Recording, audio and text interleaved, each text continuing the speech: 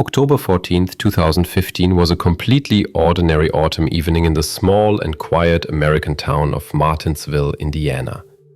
This place rarely appeared in news reports, and the life of its residents seemed measured and peaceful. But that evening, everything changed. Around 7:50, Elizabeth and James Harris, a married couple from the Greenbrook area, briefly left their house to visit neighbors across the street. The Harris couple did not suspect that the absence, which lasted less than an hour, would completely change their lives. In the house they left 8-year-old Emma Harris to watch television. The time they were absent was short, and therefore the couple was confident that nothing would happen. When they returned home around 8:40, Elizabeth immediately noticed something was wrong. The front door, which was usually locked, was ajar.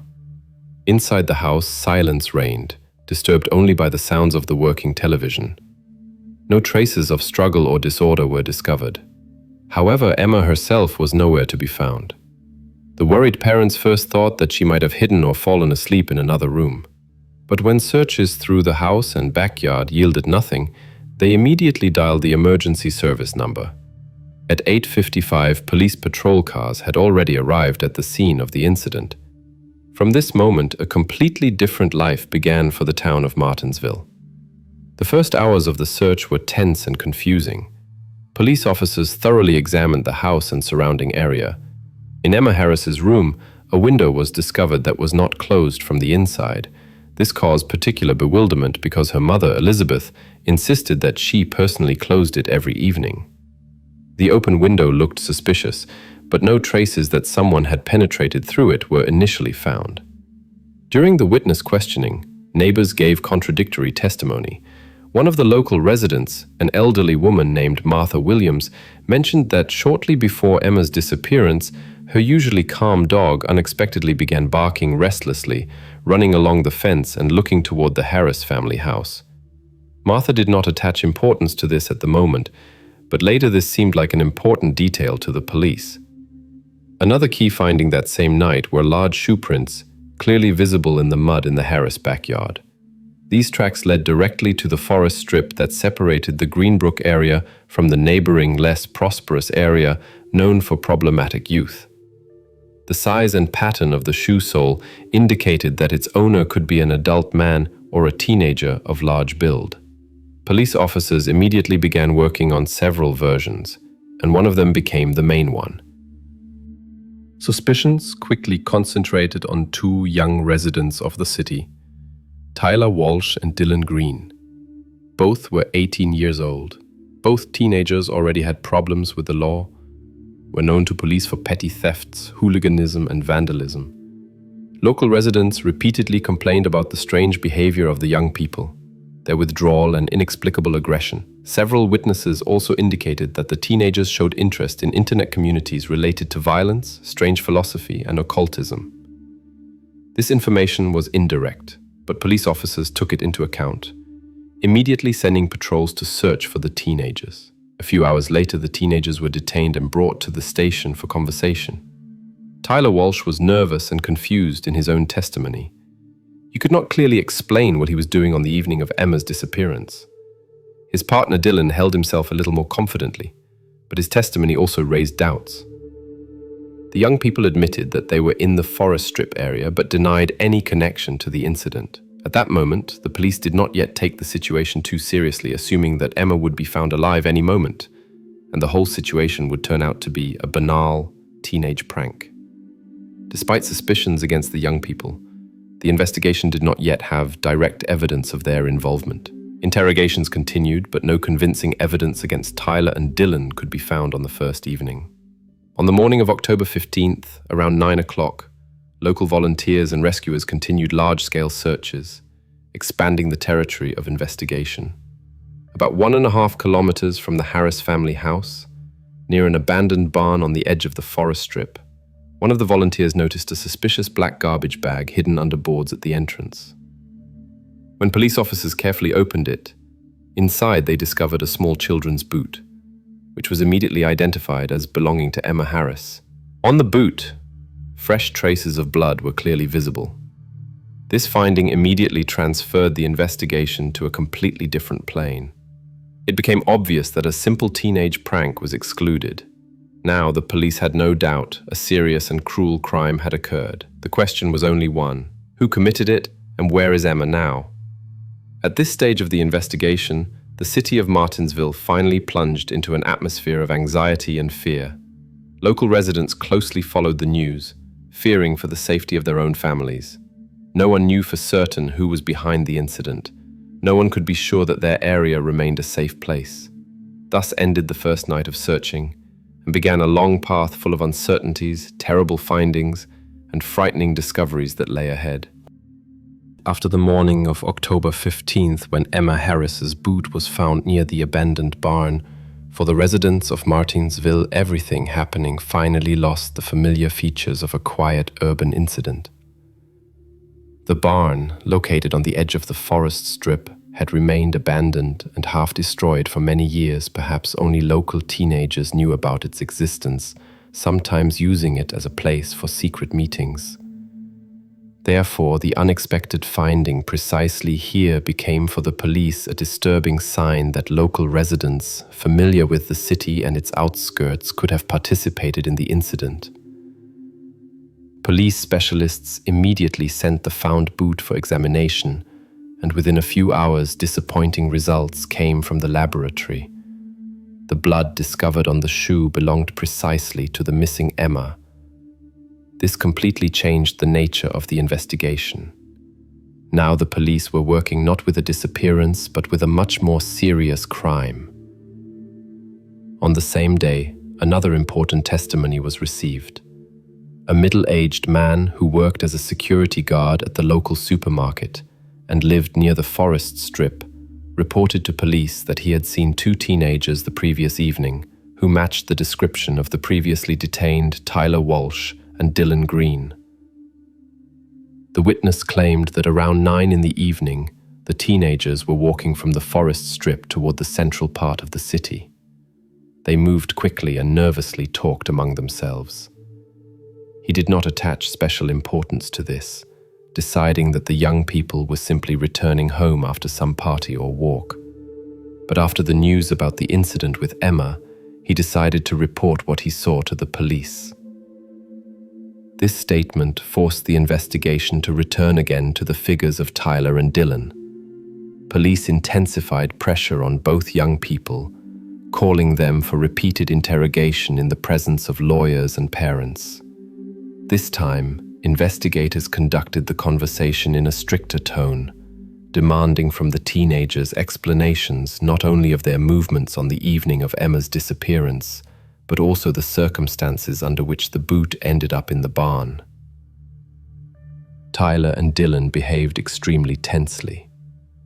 Dylan initially claimed that he knew nothing about the barn and had never been there, but under pressure from investigators, he admitted that he and Tyler had indeed passed by late in the evening. However, he categorically denied that they could be connected to Emma Harris. Dylan insisted that he had never seen her personally, although the town was small and practically everyone knew each other. Tyler, on the contrary, looked completely confused and got tangled up in details. He repeatedly changed his testimony, sometimes saying that he was at home, sometimes that he was on a walk near the store. When the police directly asked him about the barn and the found shoe, Tyler abruptly fell silent and did not utter another word, which only strengthened the investigators' suspicions. During searches of the teenagers' homes, their personal computers and phones were confiscated. Specialists studied the data, checking browsing history and correspondence. Soon it became clear that the young people actively visited various internet forums and groups where quite dubious topics were discussed related to radical behavior and prohibited subcultures. These were not just harmless teenage hobbies, but materials that caused serious concerns among police officers. However, despite the growing pressure, the teenagers still did not admit their involvement in Emma Harris's disappearance. The investigation reached a dead end. On one hand, the evidence was circumstantial. On the other hand, the suspects were clearly hiding something, but it was still unclear what exactly. It was at this moment that investigators came up with another version. A hypothesis was put forward that Tyler and Dylan might not have acted independently, but under the guidance of an adult who could coordinate their actions and direct them. The teenagers were too nervous and uncertain to commit such a crime without outside help or instructions. The police began to study the young people's environment more carefully. School teachers, where the teenagers studied, neighbors, relatives, and even older friends were interrogated. Investigators tried to find at least someone who could have a negative influence on the young people. But this version also did not bring significant results yet. Simultaneously, the town was flooded with rumors. Local residents began to show suspicion toward each other, especially toward people whose lifestyle seemed unusual. In a small town, this led to significant tension and an atmosphere of mutual distrust. People feared that the criminal could be hiding among them, remaining unnoticed. Residents demanded immediate results from the police, and tension was mounting with each hour. Against the backdrop of this increasing pressure, a new urgent message came in. One of the volunteers of the search team, who was examining the area within a kilometer radius of that very barn, discovered the remains of a campfire in the forest. There were also found charred fragments of children's clothing, which by appearance coincided with what the missing Emma Harris could have worn. The place was immediately cordoned off, and police forensic experts went for a new examination. The nighttime discovery finally convinced investigators of the seriousness of the situation. The police no longer doubted that what happened in Martinsville was a premeditated, cruel, and well-organized crime. But the one who did this still remained unknown, forcing the town to experience fear and uncertainty again and again. The investigation was moving into a new, even more serious stage. No one could even suppose what other terrible discoveries lay ahead.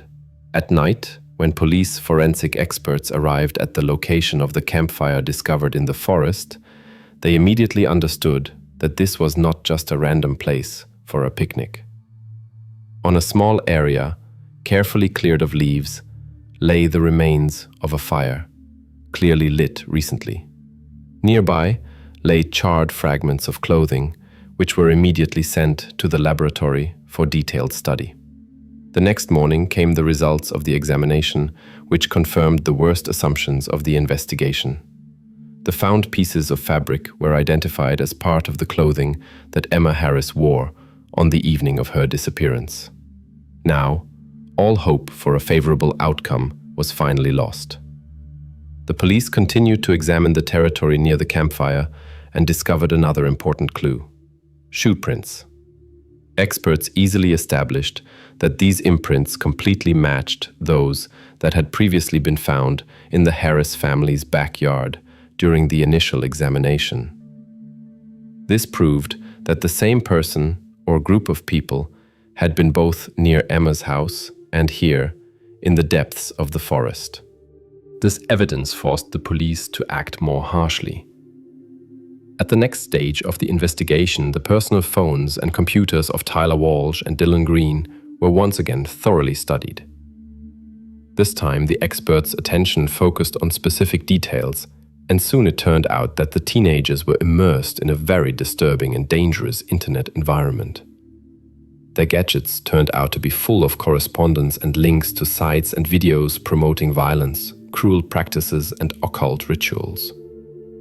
Some materials that the teenagers studied were so extreme that even experienced investigators felt alarm. But despite these alarming facts, there was no direct evidence that Tyler and Dylan were involved in this specific incident. The police could only say with certainty that they were connected to the barn and the campfire. However, there was no answer yet to questions about what role the teenagers played in Emma's disappearance.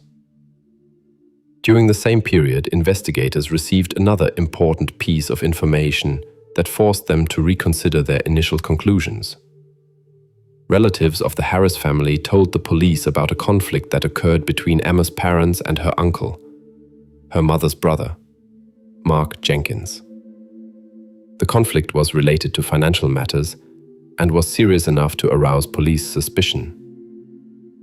The police immediately summoned Mark for interrogation, hoping to get explanations from him about the conflict and establish his whereabouts on the evening of the incident. However, Emma's uncle turned out to be extremely irritated during interrogation and could not present the police with a clear alibi. He got confused in his testimony, spoke evasively and emotionally, several times broke into shouting, which caused additional interest from investigators in his personality. The investigation sent several police officers to interview Mark Jenkins's acquaintances and check his whereabouts at the time of Emma's disappearance. Soon it turned out that Mark was indeed seen in the local bar on the evening of that day. However, no one could precisely confirm at what exact time he left the establishment and where he went next. This absence of an alibi for the critical time period strengthened suspicions against him. Meanwhile, the town's public increasingly showed their dissatisfaction with the police actions. Residents demanded to find the guilty parties faster and punish them. Fear and distrust continued to grow. Now the suspect was not only the youth from the outskirts of town, but also a close relative of the Harris family, whom no one had previously taken seriously as a potential criminal. Suspicions regarding Mark Jenkins were gaining momentum despite the absence of solid evidence of his guilt. The police believed that it was precisely an adult person, possibly close to the family, who could have been the organizer of the crime and tried in this way to settle scores or take revenge on relatives. Neighbors and acquaintances recalled that Jenkins' behavior had been strange lately. He often came home late at night, could disappear for several days without answering calls from relatives. His financial difficulties and recent conflict with the Harris family only intensified suspicions. But again, all of this was merely circumstantial evidence that did not allow the police to definitively accuse him of involvement in Emma's disappearance. However, at the moment when police were almost certain that the solution to the crime lay within the Harris family's circle itself, an event occurred that forced them to reconsider the situation again. Late that night, patrol officers, examining the forest area, several hundred meters from the previously found campfire, discovered a shallow pit covered with dry branches and leaves. When they approached and began carefully removing the foliage, the police immediately understood that they had found a burial site. Soon, forensic experts who arrived at the scene confirmed that human remains were indeed in the ground. The territory was immediately cordoned off. Experts began work on extracting and identifying the remains. It was not yet clear whether they belonged to Emma Harris or someone else. But this discovery unambiguously confirmed that the investigation was entering a new, much more tragic stage. The entire town held its breath, awaiting the results of the examination, which could finally reveal the mystery of what happened, or lead to even more terrible conclusions. Now, Martinsville would never be able to return to its former, peaceful life. The next morning, in Martinsville, arrived in heavy and oppressive silence. After the discovery of remains found in the forest during the night, the entire town froze, awaiting an official police statement. The territory was surrounded by law enforcement officers, and experts carefully documented every detail found. No one wanted to voice the obvious, but deep inside, everyone already understood to whom these remains might belong. After several hours, all doubts were dispelled. The forensic medical examination officially confirmed that the remains found in the forest indeed belonged to the previously missing Emma Harris. This announcement became a point of no return. Emma's disappearance turned into a criminal case with extremely serious consequences. The town, accustomed to quiet and peace, plunged into an atmosphere of depression and fear. The place where Emma's remains were found was thoroughly investigated by forensic specialists. They quickly established that the nature of the crime was cruel and premeditated. Traces on the ground, the arrangement of objects, the method of burial, everything indicated that this was a premeditated act that could not have been spontaneous. Numerous pieces of evidence were found at the crime scene, including personal belongings of teenagers Tyler Walsh and Dylan Green.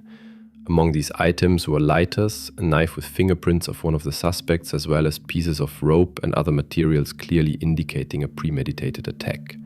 Police collected sufficient evidence for both teenagers to definitively move from the category of suspects to the category of accused. Under pressure from irrefutable evidence and clues, Tyler and Dylan gradually began giving confessional testimony. Initially, both teenagers tried to shift blame onto each other, telling contradictory and confused versions. However, as investigators presented them with more and more facts, they began revealing a more plausible picture of what happened. The teenagers admitted that, on that evening, they were near the Harris house and intentionally waited for the moment when Emma would be alone. In their confessions, information emerged that they had long been under the strong influence of extreme content on the internet, violent videos and radical forums where topics of violence and various prohibited practices were discussed. Tyler admitted that it was precisely viewing these materials that gradually changed their worldview and pushed them toward the crime. Despite the teenagers' confessions, the investigation did not receive a clear picture of which of them exactly was the initiator and how clearly the plan was worked out. Tyler Walsh constantly became confused in details and appeared more depressed, while Dylan maintained cold confidence and was inclined to tell fewer details, clearly controlling his words and actions. Despite the presence of confessions and evidence, part of the investigative team continued to believe that the teenagers could not have acted independently. Their behavior seemed too confused and inexperienced to think through and implement such a serious crime without outside help. Again, the version arose that the teenagers might be covering for an adult who pushed them to action and instructed them in details. Police again returned to the figure of Emma's uncle, Mark Jenkins. Investigators conducted a repeat interrogation, trying to determine a possible connection between him and the suspected teenagers. Mark again showed aggression and impatience, claiming that he was not involved in what happened. Nevertheless, his alibi remained unconvincing, and police continued to keep him under close surveillance, hoping to find at least some leads that would confirm his participation or completely exclude him from suspects. Meanwhile, investigators again studied the teenagers' social contacts.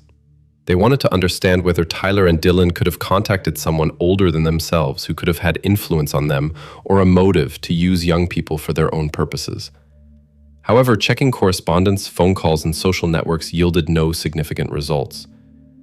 The teenagers clearly acted together without outside interference. The investigation reached another dead end. However, the situation unexpectedly changed late in the evening of the same day. At the end of another multi-hour interrogation, Dylan Green suddenly asked investigators to stop recording the conversation. After a short pause, clearly hesitating, he said that he was ready to indicate the place where he and Tyler had hidden important evidence that had not yet been found. According to Dylan, it was precisely this evidence that could explain why they committed the crime and what specifically served as their true motive. This statement caused an immediate reaction from police officers. Despite fatigue and the late hour, they decided to immediately go to the indicated location. Investigators perfectly understood that if Dylan's words were confirmed, they would have the opportunity to finally sort out the events of that tragic night and completely reconstruct the chronology of the crime. None of those present in the interrogation room even suspected how horrifying those details would turn out to be, that they still had to learn. The story that began with a quiet autumn evening would never leave the consciousness of Martinsville residents, becoming a symbol of how quickly a peaceful town can turn into a place forever marked by the seal of cruelty and fear. After Dylan Green's statement, investigators immediately went to the indicated location, a half-destroyed hunting cabin hidden in the deepest part of the forest belt. It was there, according to the teenager, that he and Tyler Walsh had repeatedly come during the last months, discussing details and planning the crime. The police searched the cabin thoroughly, studying its interior, centimeter by centimeter. Almost immediately, they discovered a small metal box under the floor of the wooden decking.